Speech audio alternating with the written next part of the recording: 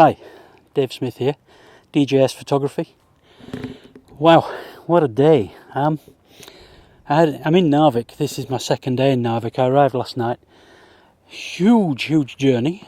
It's 300 kilometers from Bodo. Should have taken around 4 hours, I guess. Actually ended up taking 7.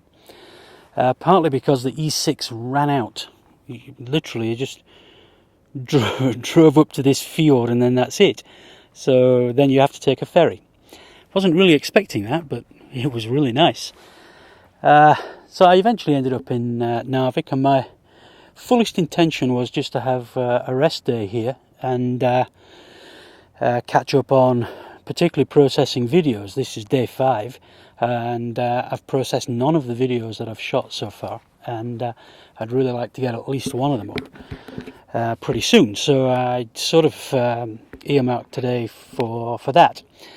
And I answered some work emails first thing this morning, and then thought, well, I'll go out with just my camera, just the D800, and have a wander about and see what Narvik is. And my hotel is up on the side of a hill, and I thought, well, I'm going to go upwards and see what happens to the view. And then I came across this cable car, which was running to halfway up the hill. So I thought, well, that's interesting. So I went back to the hotel and got my full rig. And I've taken the cable car up, and then I've walked up the side of the hill. I'm just underneath the summit here, actually, which is just getting covered in cloud. So I kind of walked in. I see the clouds rolling in everywhere, actually. So I've walked up. It's been a bit of a slog. It's quite steep. Not very far, but pretty steep. And this is the view that I'm rewarded with. And out here, it's just all staggering, really. So I've got my full kit with me. It's pretty hazy, so I don't think there'll be any need to be shooting HDR here. I'm going to shoot one-shot images with the D800. I also have my infrared enabled camera, but that's only a 6 megapixel camera. So one of the things that I've done with that, I've just taken a series of shots with that. I'm taking a break to have a chat to you guys. But one of the things I did to offset the fact that it's only 6 megapixels is that I've run a little series, almost as if you're shooting a panorama, and I've done that in 2 rows. And then I'll stitch those together later, and that should give me an image with a reasonable number of pixels.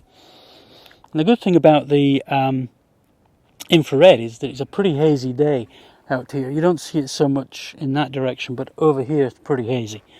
And the infrared will cut right through that. I'm going to shoot the D800 anyway, and then pick the contrast up in post.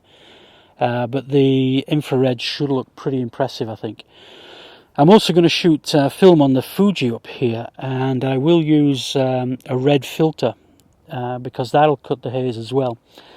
We haven't really spoken very much about colour contrast filters. I have a set of 4. I have red, orange, yellow and yellow-green. They're the standard ones for landscape, and you wouldn't very much use the red. Gives you that Sutton chalk effect, which actually I quite like. That's why I shoot infrared. But the trouble with the red filter is it kills the blues, and your shadows tend to be largely blue light. So your shadows go really deep, and that's not usually a good look in photographs. So I often would use a yellow filter, and I think most landscape photographers would tend more towards a yellow. But on this occasion I'm going to use the red because there's so much haze, and I do believe that the red filter will kill the haze pretty effectively.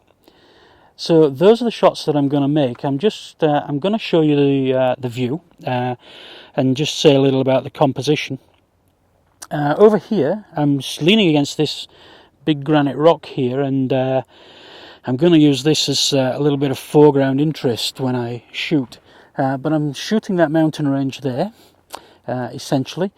The hillside here that I'm stood on will form part of the foreground interest. But that's essentially the shot that we're going to aim for out there. Then I've got a little range of mountains across the other side of the fjord in that direction, and another little range over there, and the clouds look like they're gathering in and doing something interesting. So what I'm going to do is I'm going to stop talking. So thanks for watching. Hope you've enjoyed it. And I'm just going to pan the camera around. I'm going to pan it to here and stop so you can see that view, and then pan it a little further so you can see that view, and you'll see that there's actually quite a lot of haze. I might change the exposure before I do that, so I hope that all looks okay in the video. Anyway, that's me for now, day 5 in Narvik. Thanks for watching. Bye for now.